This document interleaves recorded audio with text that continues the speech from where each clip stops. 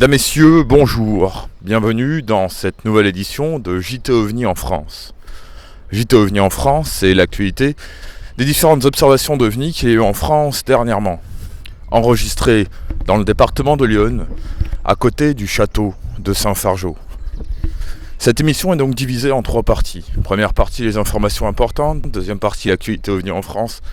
Et en troisième partie, le dossier de cette édition. Je retrouve donc Rémi Fauchereau, donc président de l'AEPA, qui signifie l'Association d'études pour les phénomènes aériens, qui est aussi reporter du département de l'Yonne et qui va donc vous faire découvrir dans la troisième partie de cette édition donc un dossier sur les observations d'OVNI dans son département. Donc commençons tout d'abord par les informations importantes de cette édition.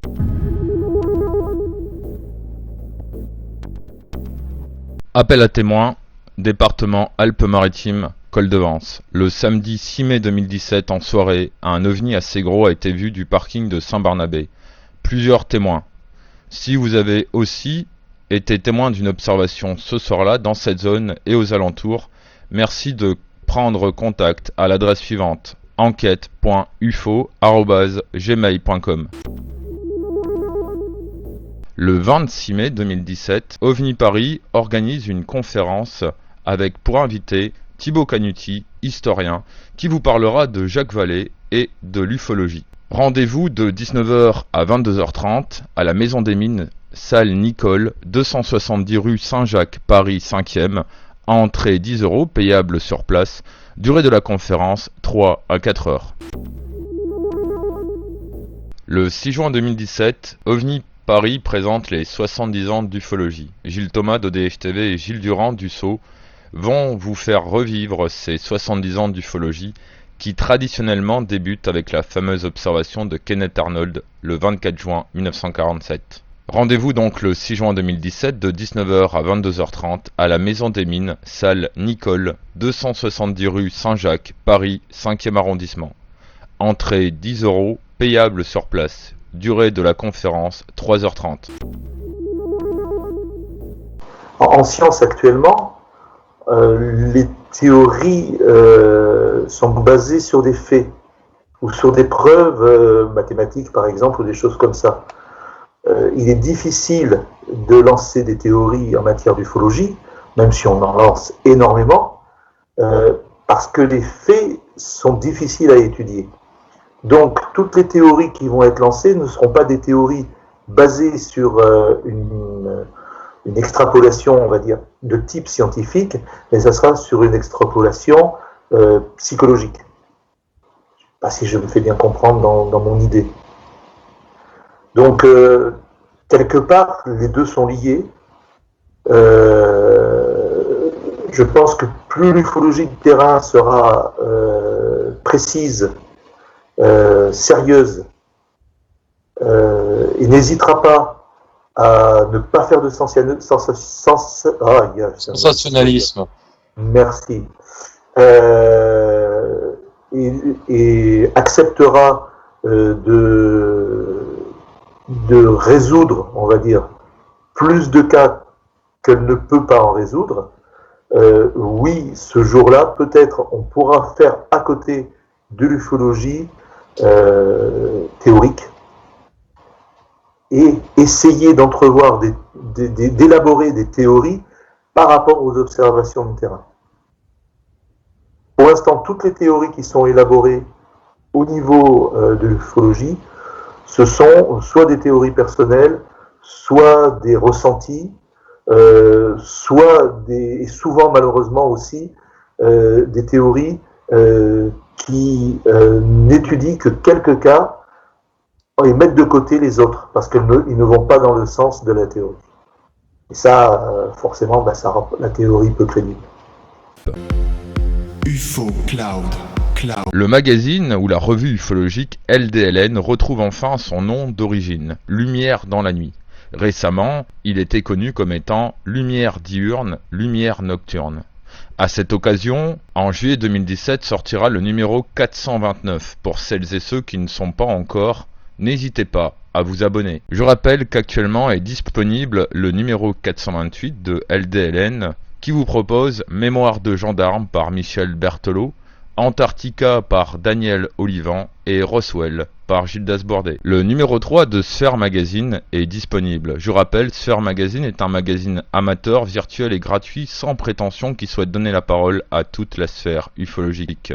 Je remercie Alex Esco de m'avoir laissé quelques pages pour présenter ODH TV. Vous découvrirez également les interviews de Jean-Pierre Petit, Dayman, Fabrice Bianchin et Antoine Station. Dans les dossiers OVNI, l'affaire De Pen par Sylvain Matisse, les ovnis du XXIe siècle par Serge Perronnet, et aussi zoom sur l'association UFO-Science, la page UFO Facebook d'Antonietta Petrella, parole d'enquêteur de Jean-François Primo, et la sélection de livres OVNI d'Odyssée.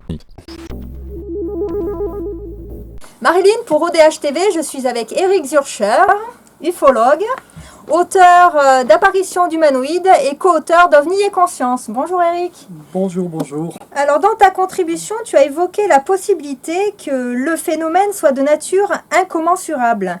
Qu'est-ce que tu peux me dire de plus là-dessus ? L'incommensurabilité doit être mise en rapport de notre grille de lecture de ces phénomènes.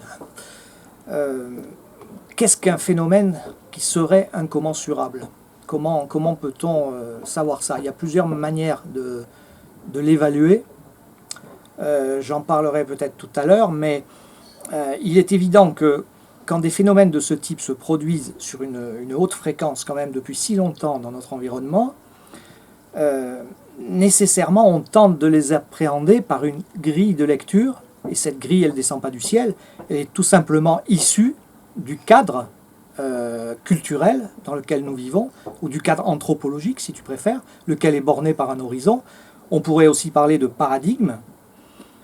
Nous évoluons, nous voyons le monde, nous avons une représentation du monde, de l'univers et de la réalité par rapport à un paradigme. Et c'est de ce paradigme que ne peut qu'émerger une grille de lecture de façon capable d'appréhender ces phénomènes. Mais l'est-elle capable ? C'est ça la question. Il est possible que le phénomène soit situé au-delà de l'horizon anthropologique et très très loin de l'horizon anthropologique. Même la science-fiction, qui est une pure invention, ne pourrait pas nécessairement l'aborder.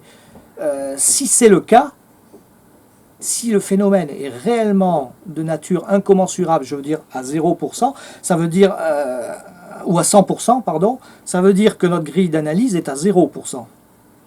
Ce qui est une vision un peu pessimiste, il est vrai. Alors je ne suis pas aussi pessimiste. Bon. L'ennui, c'est qu'on n'a pas le moyen de savoir quel est le degré de pertinence de notre grille d'analyse.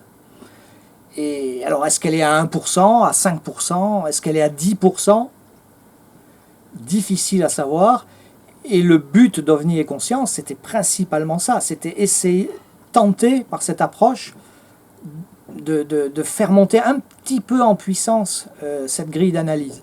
Si on y est parvenu, l'avenir nous le dira, de 2, 3, 5%, on aura réussi, et ce sera bien. Voilà ce que je peux dire. Alors il ressort à la fin de ta contribution qu'il pourrait y avoir une dimension initiatique dans le phénomène. Qu'est-ce que tu peux ajouter par rapport à ce que tu as déjà dit ? Alors à ce niveau-là, il y avait beaucoup de choses qui étaient sous-jacentes dans mon intervention. Il est vrai que certains cas, pas tous, certains cas ressemblent fortement à ça. C'est-à-dire qu'ils provoquent volontairement ou pas un choc très violent chez le ou les témoins, et que ce choc remet en cause la vision existentielle que l'on a à ce moment donné. Il y a un certain nombre de cas de ce type. Ce qui fait que l'on peut parler de notre point de vue, attention, on peut parler de notre point de vue, de quelque chose qui ressemblerait à un phénomène initiatique. Tu vois, je prends des précautions, j'emploie le conditionnel. Mais c'est notre point de vue, et peut-être que quelque part, c'est ce qui nous pousse aussi à donner un sens à ce phénomène. Donc il faut faire attention avec ça.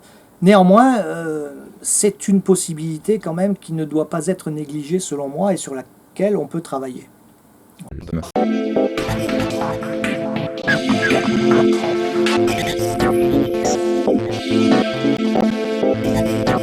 Est-ce qu'on aura plus de chances de voir un phénomène si on n'est pas attentif à celui-ci peut-être, vu que c'est un peu ce qu'on pense. À partir du moment où tu penses pas trop OVNI, il y a un phénomène qui se passe. Comme souvent, on dit j'ai vu un truc, mais malheureusement, je l'avais pas. D'habitude, j'ai toujours mon appareil avec moi. Là, pour une fois, je l'ai pas. Et il faut que ce soit justement cette fois-là où je vois quelque chose. Donc là, ça va se produire comme ça. On n'aura strictement rien, en espérant que justement, qu'on n'ait rien et qu'il se passe quelque chose. Voilà, c'est pour vérifier. C'est qu'une expérience, hein, c'est pas non plus. Oui, puis ce sera qu'une journée, donc forcément, ça vaut pas plus ou moins méchant, rien dire. hein. Deuxième expérience. On voulait donc pas se mettre autour d'un feu et puis méditer en chantant, mais simplement se prendre une quinzaine de minutes, se poser, faire un peu le vide, penser au phénomène, penser un petit peu à qu'est-ce que j'ai envie de voir, qu'est-ce qui peut se passer. Voilà, rentrer dans une sorte de méditation, mais De faire le vide, c'est de faire le vide et tout, et de penser qu'à ça, quoi. voilà, de se préparer psychologiquement. Bon, on veut faire cette expérience-là aussi. Et puis, surtout, il faut qu'on reste dans l'optique de s'amuser, c'est ce qu'on fait. Ouais, Comme tout pas le se temps. prendre au sérieux. On s'en fout qu'on nous croit ou qu'on nous croit pas, on est là pour s'amuser. Passons à présent à la deuxième partie de cette émission, l'actualité des dernières observations d'OVNI qu'il y a eu en France dernièrement. Bon, ça s'était passé donc un jeudi 7 mars. C'était aux environs 19h45, 20h si j'ai bonne mémoire. Bon, on monte faire un tour donc avec deux amis, Olivier qui est donc contrôleur à la CAF, donc assermenté devant les tribunaux, il faut le préciser quand même, c'est pas anodin. Et son père qui était retraité ce matin, ancien combattant d'Algérie. Bon.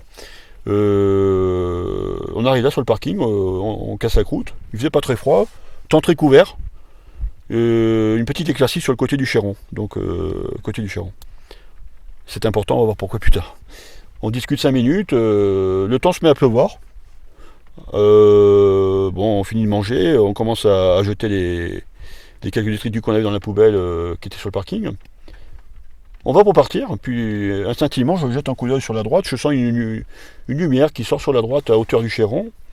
Là c'était quand même assez dégagé, on voyait un peu, même quelques étoiles, alors que c'était bizarrement très couvert dans l'axe au-dessus de nous du parking du col. Je vois une lumière blanche qui sort. Bon, on observe, je dis à mon collègue Olivier la remarque aussi, on observe quelques secondes, et à un moment donné, cette lumière arrive dans l'axe comme ça, et elle fait un déplacement verticalement très rapide. Bon, on va dire quand même, on comprend assez rapidement qu'on a quelque chose de curieux. Bon, ça reste sur place, j'appelle Olivier, donc, qu'on connaît bien tous ici, et au son de ma voix, il comprend de suite qu'il se passe quelque chose, donc bon, il nous conseille de prendre, si on a un appareil, de prendre une photo. Bon, c'est ce qu'on essaye de faire, on n'y est pas arrivé. Là-dessus, il nous dit de traverser le hameau de Saint-Barnabé en voiture. On prend la voiture, on traverse le hameau de Saint-Barnabé. C'est moi qui conduis, et on arrive aux cabines téléphoniques qui sont maintenant hors d'usage. On se gare à peu près à hauteur de ces cabines. Et je me souviens, bon là, son père, qui est déjà un monsieur d'un certain âge, bon, sur le coup, il n'a pas compris forcément ce qui se passait, il était resté dans la voiture. Il voyait un peu la lumière, mais pas plus que ça. Et je ne sais pas pourquoi, lui, il a senti inconsciemment. Il me dit, garde la voiture dans le sens de la marche, on doit partir d'urgence. Bon, moi, sur le coup, c'est pas ce que je comptais faire. J'étais un peu anxieux, mais sans plus, pas plus que ça. Donc, bon, je garde la voiture dans l'autre sens. On descend, on reste environ une minute. On voit rien de spécial, on pouvait rien voir. Donc, du coup, on revient au parking. Et là, on voit encore la lumière, mais de plus en plus faible. Et elle arrive, à mon sens, de là où j'étais, comme je disais précédemment, je pense qu'il y a eu un atterrissage dans le bois qui longe la route qui relie Réolière à Coursegoule. Donc visiblement, il y a eu quelque chose par là, je pense. Pas plus loin, je pense, pas haute. Le Chéron était derrière, mais ça m'étonnerait que ce soit jusqu'au Chéron. Je vois plutôt ça dans le bois. Donc visiblement, il y a eu un atterrissage. Donc ça, il faut quand même le comprendre. C'est pas non plus inintéressant. Donc là, ça dure quand même l'observation environ 2 à 3 minutes, peut-être 3 minutes. Et on a compris qu'il y avait quelque chose. Moi c'est la première fois que je voyais ça comme ça. Pourtant j'étais monté quand même quelques dizaines de fois. C'était pas prévu ce soir-là forcément. C'était même pas le but, vu la personnalité des gens à qui j'étais, qui n'étaient pas du tout intéressés par le phénomène. Donc là, voilà, donc on voit la lumière disparaître progressivement. On voit encore quelque chose qui traverse, mais très faiblement, de plus en plus faiblement à travers les arbres. Bon, ça touche à sa fin plus ou moins. Je regarde autour de moi instinctivement, donc je vois une lumière de l'autre côté du parking, un point vert et un point rouge, comme deux feux de voiture, se déplaçant assez lentement à hauteur d'homme. Bon, estimation de la distance, environ 50 à 100 mètres de nous. Donc là, j'annonce pas la couleur à mes amis, parce qu'ils étaient quand même assez émus par l'événement. Et là, je me dis, tiens, inconsciemment, il faut prendre la voiture, il faut partir. C'est pas qu'on se sentait en danger, mais à un moment donné, il faut faire confiance à son subconscient. Et là, visiblement, quelque chose nous commandait de partir. Bon, moi je suis parti, j'ai pris jamais marché la voiture.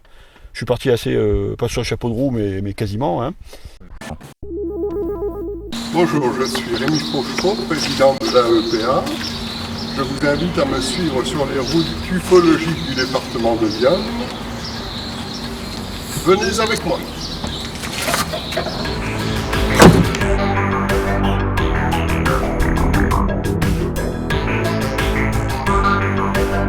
Alors Rémi, où nous sommes à présent?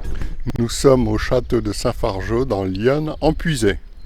Nous allons maintenant passer donc aux différentes rencontres rapprochées du premier type qu'il y a eu. Le phénomène OVNI dans le département de l'Yonne est essentiellement constitué de rencontres rapprochées du premier type, en blanc sur la carte. Il y a eu quelques rencontres rapprochées du deuxième type, c'est-à-dire observation d'un objet au sol avec oui ou non des traces sur le sol, en jaune sur la carte. Des rencontres rapprochées du troisième type, c'est-à-dire observation d'un objet au sol ou non, avec la présence d'une ou de plusieurs entités en vert sur la carte, et des rencontres rapprochées aériennes, c'est-à-dire observation depuis un avion de phénomènes OVNI dans le ciel. Dans cette 6e étude des observations d'OVNI dans ce département, je vais partager avec vous des cas d'observation de 1979 à 2014. Ton grand-père a-t-il fait une observation ? Oui, il a fait une observation, lui, alors, qui m'a rapporté dans les années 79.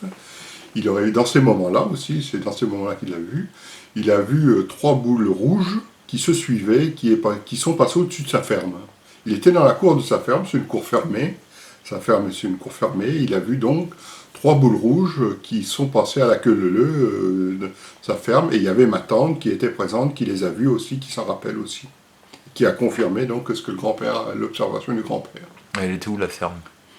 En haut du village du Grand Ponceau. Nous sommes à présent au-dessus de la ville de Joigny. Alors Rémi, y a-t-il eu beaucoup d'observations d'OVNI au-dessus de Joigny ? Oui, il y a eu plusieurs cas d'observation d'OVNI au-dessus de Joigny, dont 2 cas intéressants qui ont eu lieu dans les années 80 ou 81, du temps où Thierry Rocher, qui est ufologue et membre du Sceau, faisait son service militaire au 28e groupe géographique de Joigny, qui se trouve un petit peu derrière nous là-bas. Et donc, il a eu une observation de boules lumineuses et d'une forme de boomerang. Donc il avait enquêté à l'époque, comme il était déjà ufologue, il avait enquêté sur ces 2 cas. Voilà. Autrement, dans les années 77, il y a eu plusieurs boules lumineuses qui ont été vues au-dessus de Joigny et ça avait fait l'objet de rapports d'enquête, etc. auprès de la gendarmerie. Donc il y a eu des rapports de gendarmerie à ce sujet. Hein. On peut les retrouver sans problème. Alors Rémi, où nous sommes actuellement ? Ici nous sommes à Neuvy-Sautour, de l'autre côté de Saint-Florentin, entre Saint-Florentin et Troyes, toujours dans le département de l'Yonne. Et ici, il s'est passé quelque chose le 5 novembre 90. Peux-tu nous expliquer le témoignage ? Oui, à 19h, un témoin a vu, qui était également radioamateur, a vu une énorme plateforme passer presque au-dessus de l'église. Elle faisait, selon son dessin et ce qu'il m'a envoyé par le courrier, il faisait environ 1600 mètres de long et 800 mètres de large. Je veux bien qu'il se soit trompé sur les distances, c'est toujours possible, hein, mais ça voulait dire que c'était quelque chose de très grand et très large. Et sur tout le pourtour de cet objet, de cette plateforme rectangulaire, se trouvaient des petites croix rouges sur tout l'intérieur, parce que la vue en dessous, hein, il était en dessous, donc c'est en altitude, c'est pas passé très haut, à hauteur du sommet de l'église où nous sommes là. Ça venait de la direction de Saint-Florentin, ça allait en direction de Troyes. Il a vu plein de petites lumières, des sphères de différentes couleurs, des jaunes, des bleus, des rouges, etc. C'est grosse. Et aux trois quarts du rectangle, il y avait une demi-sphère bleue qui éclairait de couleur bleue, disons la couleur bleue qu'on trouve, comme je dis, bleu gaz un peu, bleu clair, quoi. Et ça donnait un faisceau de 300 mètres de diamètre au sol, de couleur bleue aussi, sur ce qui était projeté à partir de cette sphère, de cette demi-sphère qui se trouvait sous l'appareil. Donc derrière l'appareil se trouvaient deux grandes traînées blanches, comme des traînées d'avions supersoniques, vous savez, des réacteurs d'avion, mais c'était encore plus large. Et c'est passé tout doucement en direction de la ville de Troyes. Voilà. Il a essayé d'aller chez lui, de prendre son caméscope ou son appareil photo, mais sa batterie était vide. Donc il n'a pas pu le photographier. Le temps qu'il revienne, l'objet était déjà parti assez loin. Après, il est retourné sur son poste de fréquence sur son poste de radio amateur pour étudier les fréquences, pour voir s'il y avait quelque chose, mais il n'y a eu aucune perturbation, rien du tout. Voilà. Il a appelé sa femme aussi, il a appelé sa femme pour le voir, elle a vu qu'un petit point blanc, etc., qui s'en allait aux alentours. Le jour et à l'heure où il a vu ce phénomène, à Lasson, c'est un petit village aux alentours de Neuvy-Sautour, il y avait un agriculteur qui était dans les champs et qui lui a vu un triangle avec 3 points lumineux qui formaient donc un triangle, hein, les points lumineux étaient au sommet du triangle. Et c'était des boules de couleur orange, des sphères de couleur orange, ou des spots de couleur orange. Hein. Mais il n'y avait pas de faisceau. Il l'a vu passer nettement au-dessus, et ça allait aussi en direction de Troyes, en direction donc du nord-est. C'était à quelle heure ces deux observations? C'était à 19h, à la même heure. Quasiment à la même heure. Il y en a un à Neuvy-Sautour, c'était 19h, et puis l'autre, c'était peut-être 19h05 ou quelque chose comme ça. Et les objets observés partaient en direction de quelle direction? De Troyes, direction de l'Aube. Du nord-est. Hein. Sur la commune de Chaumont, fin juillet 1991, il est 23h. Une famille observe un objet bleu entouré de lumière blanche rayonnant dans toutes les directions, de lumière rouge plus petite et de lumière verte aux extrémités, d'une taille difficile à déterminer. Le déplacement de l'objet est au début très lent, presque immobile, puis accélère de façon fulgurante et alterne ensuite les changements de direction de gauche à droite, de haut en bas, à une telle vitesse qu'il donne l'impression de se téléporter, c'est-à-dire de disparaître à un endroit pour réapparaître l'instant suivant à un endroit différent. L'objet finit par s'immobiliser puis disparaît en laissant une traînée orange sur sa trajectoire. Les témoins entendent un léger bruit, sorte de turbine, ressemblant au bruit d'un aspirateur. Alors Rémi, où nous sommes actuellement? Nous sommes ici à Périgny dans l'Yonne, où en juillet 92, à 23h, s'est produit un cas OVNI. Donc c'était un objet en forme qui avait une base hexagonale et surmonté d'une pointe pyramidale. À la base de l'objet hexagonal se trouvaient 6 lumières, la base de l'objet était sombre, sur le sommet de l'objet de la pyramide se trouvait une lumière en haut, située en haut. L'objet passait de manière horizontale au-dessus du village et passait au minimum à 100 mètres au-dessus du village, du centre du village. Voilà. Nous allons à présent passer aux observations d'OVNI qu'il y a eu dans le secteur de Charbuy, plus précisément du côté du Grand Ponceau. C'est une zone où il y a eu énormément d'observations de boules lumineuses. Il est à préciser que le village de Ponceau est traversé par une faille géologique sur un axe nord-est-sud-ouest. En septembre 2000, sur la commune de Charbuy, au Ponceau, il est 4h du matin. Le témoin observe une boule bleue au-dessus de la forêt en direction de l'aérodrome d'Auxerre-Branche. L'objet se déplace vers le bas, en zigzag. Le 11 septembre 2004, sur la commune de Charbuy, il est 5h à 5h30. De la cour de sa ferme, le témoin observe une sphère rouge de la taille apparente d'un ballon de football qui descend en nord-est au-dessus du lieu-dit le Petit Ponceau. L'objet paraît être descendu jusqu'au sol et n'est pas remonté. En se retournant vers le sud-ouest, le témoin constate que le reste du village semble baigné dans une vive lumière rouge. Le silence est total. Un autre habitant du village recoupe et confirme le témoignage. On peut déjà remarquer qu'il y a plusieurs phénomènes de type boule lumineuse qui pourraient rentrer dans le catalogue des lueurs géophysiques ou des lueurs sismiques ou géologiques. Mais passons à présent à un témoignage vidéo d'une personne habitant Ponceau qui a observé un phénomène particulier.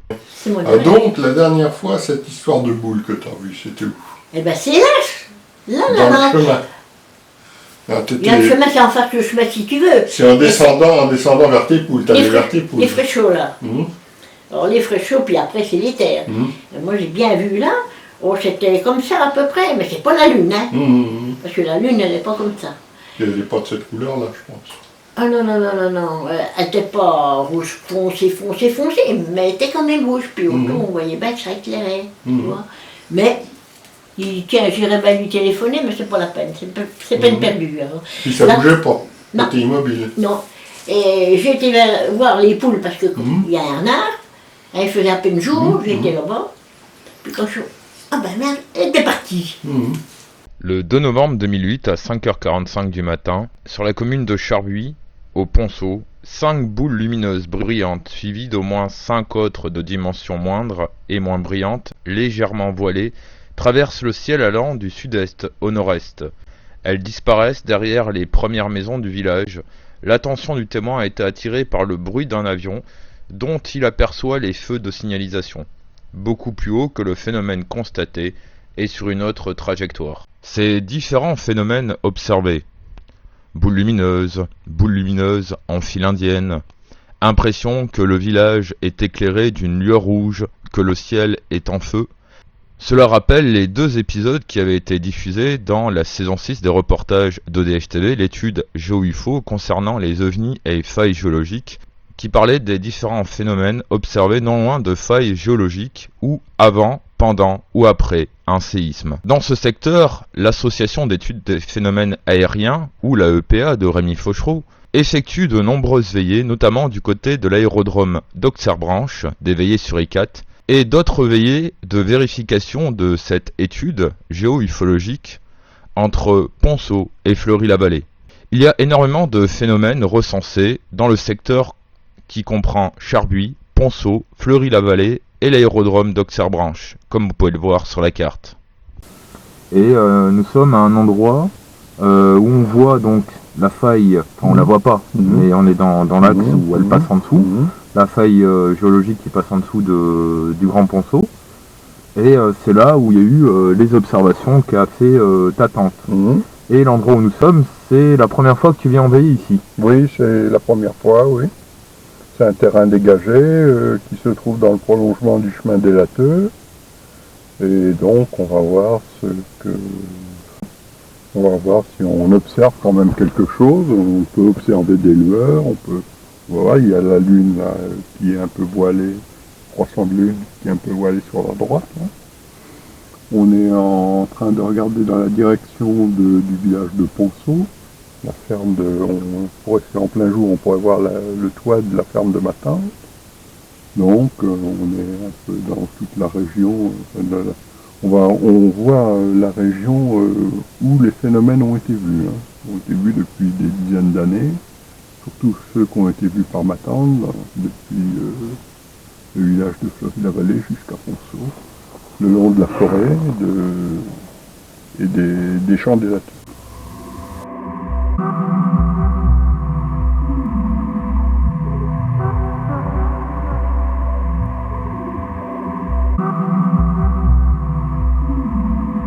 Le 3 décembre 2009, sur la commune de Poilly-sur-Tholon, il est 22h30. 2 témoins roulant en voiture observent un disque plein, blanc, bleu, glacier, descendant du ciel et disparaissant derrière la masse des arbres, donnant l'impression d'une direction contrôlée et non d'une chute. La vitesse était rapide, mais moindre que celle d'étoiles filantes. Aucune traînée lumineuse. La nuit était dégagée, beau temps, la lune n'était pas visible et la confusion impossible. Les dimensions de l'objet se situaient entre une grosse étoile et une petite lune. L'objet a laissé une sensation d'une grande beauté aux témoins. Il est à signaler que dans ce secteur, il y a 2 failles géologiques sur un axe nord-sud. Le 9 octobre 2010, sur la commune de Tonnerre, il est 21h30. Le témoin observe une sphère rougeâtre d'assez grande taille, au-dessus des toits, environ 400 mètres de son point d'observation. À la base de la sphère, le témoin observe un prisme tronqué, non éclairé, seule partie qui resta visible avec la distance lorsque le témoin utilisa une lunette pour suivre l'objet. Celui-ci se déplaçait lentement selon une direction nord-est-sud-ouest, puis il prit une direction ouest-nord-ouest, nord-ouest, avec une accélération progressive. L'observation dure 25 minutes. Il est à signaler que la ville de Tonnerre est traversée par une ancienne voie romaine. En août 2013, sur la commune de Champs-sur-Yonne, de 22h30 à 23h, le témoin sort de chez lui et aperçoit une lumière verte, phosphorescente, illuminant les nuages de l'intérieur. Un objet apparemment rond, au contour imprécis car situé au-dessus de la couche de nuages compacts, traverse le ciel sans aucun bruit sur une trajectoire droite, ouest, est, passant directement au-dessus du témoin. Ses dimensions sont supérieures à celles du toit de la maison du témoin.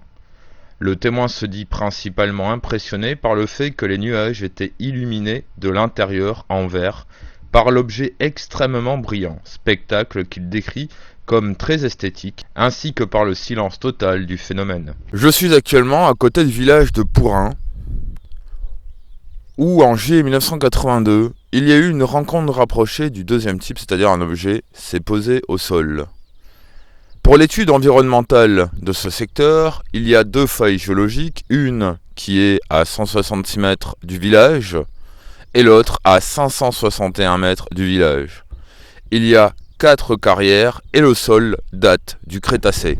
Alors Rémi, donc je te retrouve à côté de ce village de Lyon. Oui. Alors que s'est-il passé ici? Ici s'est passé une observation, un témoin de sa fenêtre a vu un objet rouge de 5 mètres de diamètre à une distance de 300 mètres et le temps qu'il aille chercher d'autres témoins pour l'observer, l'objet avait disparu. Mais le lendemain, dans le champ où se trouvait l'objet, au-dessus du champ, ou posé au sol, il a retrouvé des traces blanches dans le champ. Voilà, et l'observation a duré quelques minutes.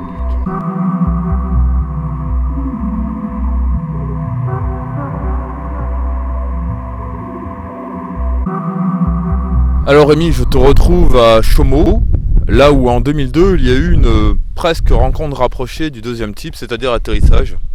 Peux-tu nous parler de l'affaire? Oui, donc en septembre 2002, vers 2h du matin, des témoins ont vu à 15 mètres de distance un objet posé au sol, pratiquement posé au sol, et c'était en forme de soucoupe avec 3 feux sur le devant, et puis un petit dôme un peu carré sur le dessus, avec une sorte de vitre devant, et donc c'était de couleur blanc cassé. L'objet faisait 20 à 30 mètres à peu près, plutôt dans les 20 mètres de diamètre, hein, de large.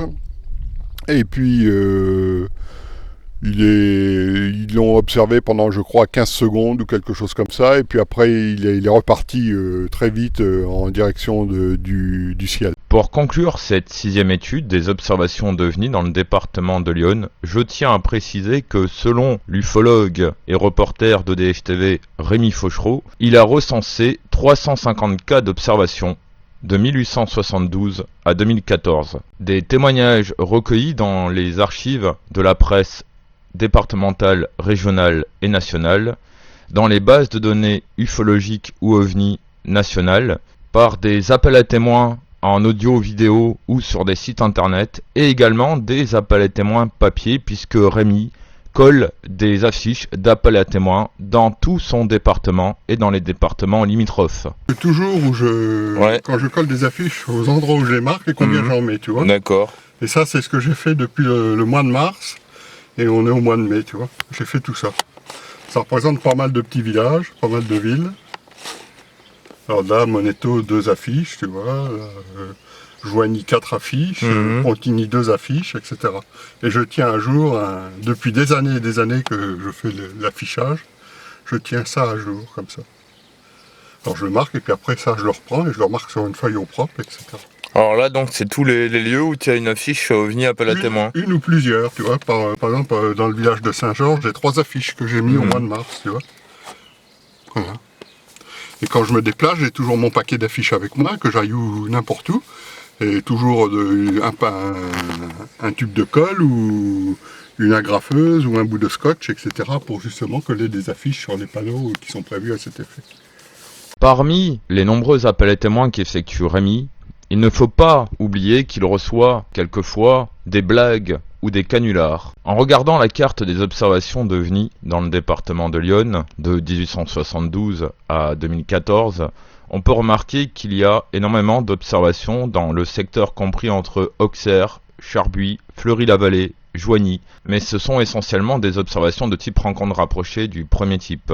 Il y a des zones dans ce département où il n'y a eu aucune observation d'OVNI, mais aucune observation d'OVNI recensée à l'heure actuelle, c'est-à-dire en 2017.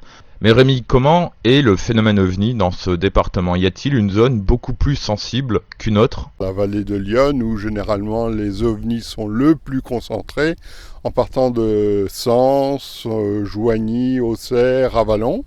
Il y en a un peu de chaque côté de cette rivière, l'Yonne, un peu en puisée, où on était également allé, et un peu du côté de Saint-Florentin, Tonnerre, où on vient d'y aller il y a quelque temps pour faire des reportages également. Quand on regarde les observations d'OVNI dans ce département comparées aux départements limitrophes, on peut remarquer effectivement qu'il y a beaucoup plus d'observations dans le département de l'Yonne qu'en Côte d'Or, dans la Nièvre, le Loiret, le département Seine-et-Marne, l'Aube.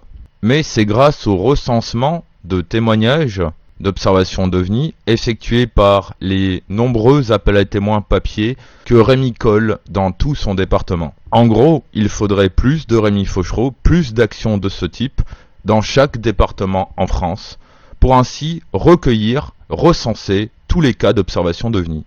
Eh bien donc, je te remercie Rémi de nous avoir partagé les différentes observations anciennes ou récentes dans le département de l'Yonne.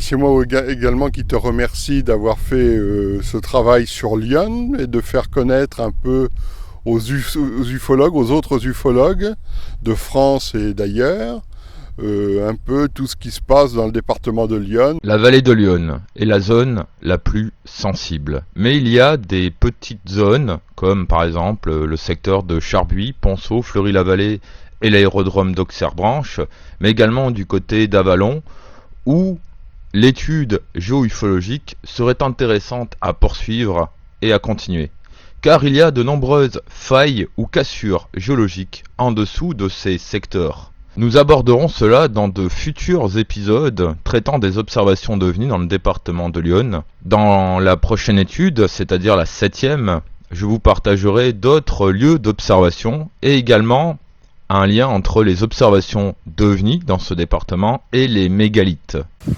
Là, on est exactement au menhir de Pierrefitte. On a fait un petit vidéo-reportage sur le menhir d'un des 2 menhirs de Pierrefitte. Le deuxième se trouvant sous le noyer là-bas, un petit peu plus loin derrière le champ de colza. Et là, c'est un conglomérat, c'est du conglomérat. Mais le deuxième menhir qui est là-bas, il est en forme de siège. Il est en forme de siège, on pourrait s'asseoir comme si c'était un trône, par exemple. Et c'est aussi du conglomérat, il n'y a pas de problème. Dans le fond là-bas, je ne sais pas si vous l'apercevez, mais c'est le château d'eau d'Ayen-sur-Tholon où se sont produits tous les phénomènes OVNI les plus connus dans cette région-là. Il y a eu des méprises avec la station ISS qui m'ont été rapportées aussi. Bon, mais ça a été identifié, donc c'est pas un cas OVNI. Voilà. Autrement, il y a un petit peu plus loin, par là, derrière la forêt, en montant cette route-là qui passe derrière nous, un petit village qui s'appelle Les Ormes, où pendant la guerre, des lueurs, des disques, plusieurs disques ont été vus pendant la Seconde Guerre mondiale. Voilà. Vous retrouverez également les observations d'OVNI dans le département de l'Yonne dans un épisode spécial de la saison 7 des reportages d'EDH TV, donc l'étude géoufologique phase 2. Je tiens à remercier toutes les personnes qui nous ont aidés à faire cette 6e étude des observations d'OVNI dans le département de l'Yonne, notamment tous les membres de l'association d'études des phénomènes aériens, comme Jean Gendron, Michel et Christophe. Voilà, c'est la fin de cette édition de JT OVNI en France. Je vous donne rendez-vous dans un mois. Soyez très vigilants, n'oubliez pas votre appareil photo, caméscope numérique, la bonnette réseau ainsi que la station météo. D'ailleurs, tu en as acheté une dernièrement, Rémi. Oui, j'ai une station météo que j'ai achetée à un petit prix, mais qui est bien pratique pour voir surtout les degrés d'humidité, l'hygrométrie, le degré d'humidité de l'air, puisque on a remarqué, notamment par exemple à Esdalen, que entre une certaine fourchette d'humidité, je crois c'est 60%, 75% ou par là, dans ces eaux-là, on observait plutôt plus de cas OVNI que dans des autres fourchettes. Donc je pensais que ça pouvait être un appareil utile pour voir justement les degrés d'hygrométrie, voir si nous on en pouvait transposer ce qui se faisait à Esdalen, par exemple dans l'Yonne. On a aussi les températures qui sont indiquées, l'heure, enfin toute la météo sous forme de s'il y a des nuages, s'il y a de la pluie, s'il y a du soleil, etc. C'est un petit récapitulatif météo, mais qui est bien utile lors de soirées de veillée. Eh bien, au revoir à vous, au revoir Rémi. Au revoir Gilles, et merci d'être venu dans Lyon. Et à bientôt sur DHTV.